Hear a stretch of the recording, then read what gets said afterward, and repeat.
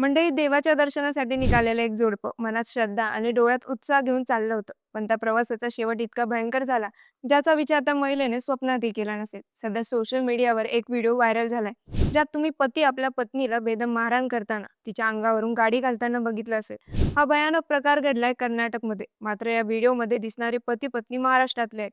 जाणून घेऊया ते तिथं कसे पोहोचले आणि नेमकं घडलं काय, की हे प्रकरण या टोकापर्यंत पोहोचलं. बघूया संपूर्ण माहिती या व्हिडिओच्या माध्यमातून. नमस्कार, मी प्रीतीन. तुम्ही पाहतात समांतर. मंडळी, घटना आहे पुणे जिल्ह्यातल्या बारामती शहराची. बारामती म्हटलं की आपल्याला राजकारण आठवतं, पण आज बारामतीचं नाव एका भयानक प्रकरणातून समोर आलंय. इथे राहणारे अक्षय जाधव आणि त्याची 28 वर्षीय पत्नी शैला हे दोघं 4 वर्षापासून एकत्र संसार करत होते. सामान्य माणसासारखं आयुष्य जगत होते. काही दिवसापूर्वी दोघांनी मिळून ठरवलं की देवदर्शनाला जाऊया. मग ते कर्नाटकाच्या प्रसिद्ध धार्मिक स्थळाला म्हणजेच गाणगापूरला गेले. तिथं दत्त महाराजांचं मंदिर आहे. महाराष्ट्रातून लाखो भाविक तिथे दर्शनासाठी जातात. त्यात ते दोघेही मारुती सुझुकी इर्टिगा कारमधून प्रवासाला निघाले.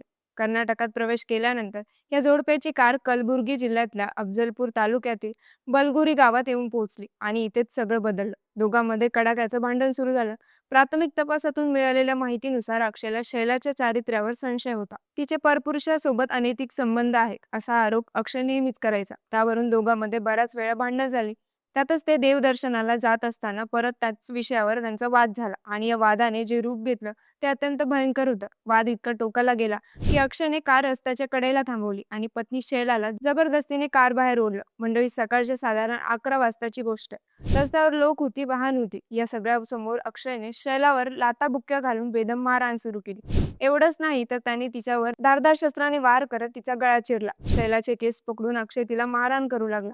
व्हायरल झालेल्या एका व्हिडिओत शैला मदतीसाठी आक्रोश करताना दिसते. यात काही लोकांनी मध्यस्थी करत अक्षयला थांबवण्याचा आणि समज देण्याचा प्रयत्न करत गाडीत बसवलं. सगळ्यांना वाटलं की आता प्रकरण शांत होईल. मात्र अक्षयच्या डोक्यातील रागाचा आणि संशयाचं भूत निघालं नव्हतं. काही मिनिटांनंतर अक्षयने आपली गाडी एका निर्जन शेताजवळ नेली. जखमी अवस्थेत असलेल्या शैलाला पुन्हा गाडी बाहेर काढलं आणि रागाच्या भरात तिच्या अंगावर गाडी घातली. त्यातच तिचा चिरडून जीव गेला. हे सगळं सीसीटीव्ही आणि मोबाईल कॅमेऱ्यात कैद झालंय. 28 वर्षाचं आयुष्य, देवाच्या दर्शनाचं स्वप्न, एका क्षणात सगळं संपलं. लोकांनी घटनेचा व्हिडिओ काढला होता. तो वेगाने माध्यमावर व्हायरल झाला. पोलिसांपर्यंत माहिती पोहोचली. कलबुर्गी पोलिसांनी अक्षयला अटक केली असून त्याच्या विरुद्ध हत्येचा गुन्हा दाखल केलाय.